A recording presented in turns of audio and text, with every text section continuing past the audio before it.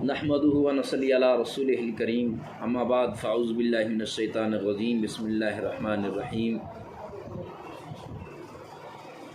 معزز سامعین کرام، عمران اسلامک اسٹوڈیو پر ایک مرتبہ پھر آپ کو خوش آمدید کہتے ہیں۔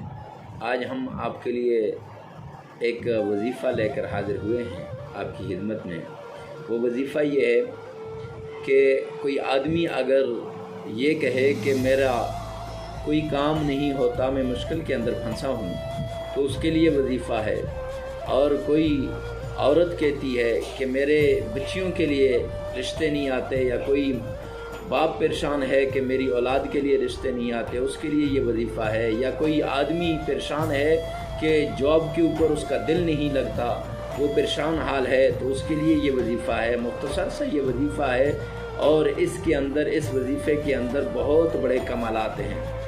سرکار دو عالم صلی اللہ علیہ وسلم نے فرمایا کہ جب بھی کوئی کام کرو تو پہلے اپنے رب کو راضی کیا کرو۔ تو اس وظیفے کو بھی شروع کرنے سے پہلے اپنے اللہ کو راضی کرنا بہت ضروری ہے۔ اور اللہ کیسے راضی ہوں گے؟ صدقہ دینے سے، یعنی صدقات سے آنے والی بلایا جو ہوتی ہیں، مصیبت جو ہوتی ہیں، وہ ٹل جاتی ہیں۔ تو اس لیے ضروری ہے کہ پہلے صدقہ دیا جائے، چاہے جتنا بھی ہو سکے انسان کو صدقہ دینا ضروری ہے۔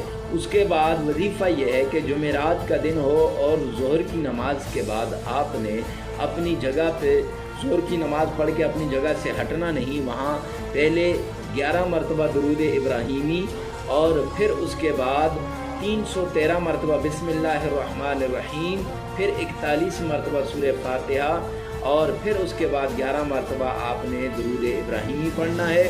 اب اس سے ہر قسم کی مشکلات جو ہے وہ دور ہو سکتی ہیں۔ ایک آدمی یہ کہتا ہے میرا پلاٹ نہیں بک رہا، اس کی مشکلات جو ہے وہ دور ہو جائیں گی۔ ایک آدمی یہ کہتا ہے جی میں بہت تھک چکا ہوں، میرا یہ کام نہیں ہوتا، اس کا وہ کام بھی ہو جائے گا۔ لیکن بات یہ ہے کہ آپ نے صدقے دل سے اور جیسے بتایا ہے اس طریقے سے کرنا ہے۔ اللہ رب العزت عمل کی توفیق عطا فرمائے۔